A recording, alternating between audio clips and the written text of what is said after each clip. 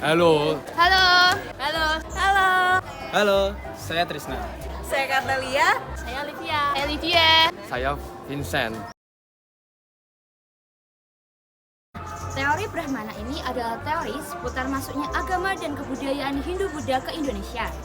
Berdasarkan teori ini, agama dan kebudayaan Hindu-Buddha masuk melalui orang-orang yang memilih kasta Brahmana. Sahabat tahu siapa sih pencetus teori Brahmana ini?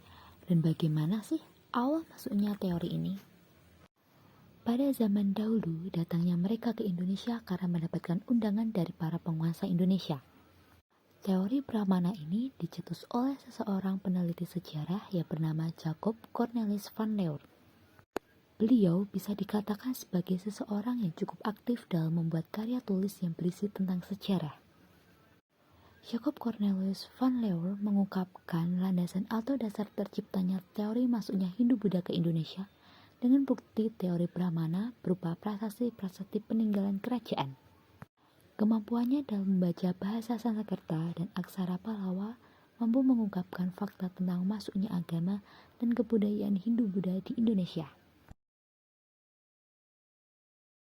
Teori yang dibuat oleh J.C. van Leur didukung oleh seorang ahli sejarah sekaligus arkeolog yang bernama Frederik David Can Bos atau sering disapa dengan nama F.D.K. Bos. F.D.K. Bos sangat setuju dan mendukung teori Brahmana yang dibuat oleh J.C. van Leur karena Bos juga beranggapan bahwa kaum Brahmana diundang untuk datang ke Nusantara oleh para penguasa atau para raja.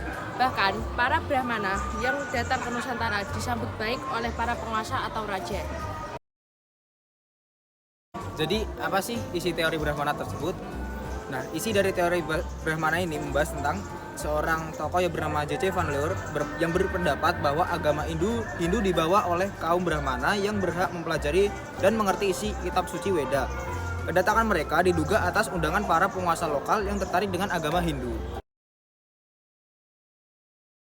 Jadi apa kekurangan dari teori Brahmana? Yang pertama, belum ditemukannya prasasti yang mendukung adanya kolonisasi masuknya agama dan kebudayaan Hindu-Buddha ke Indonesia.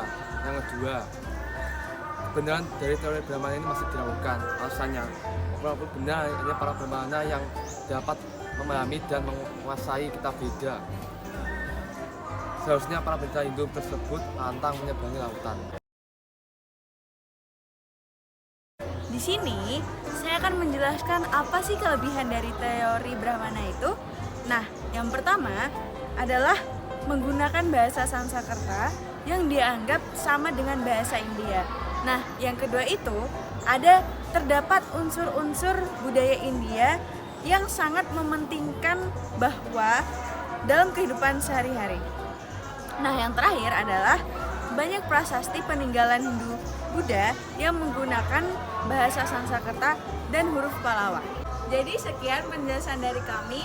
Terima kasih atas perhatiannya. Dadah!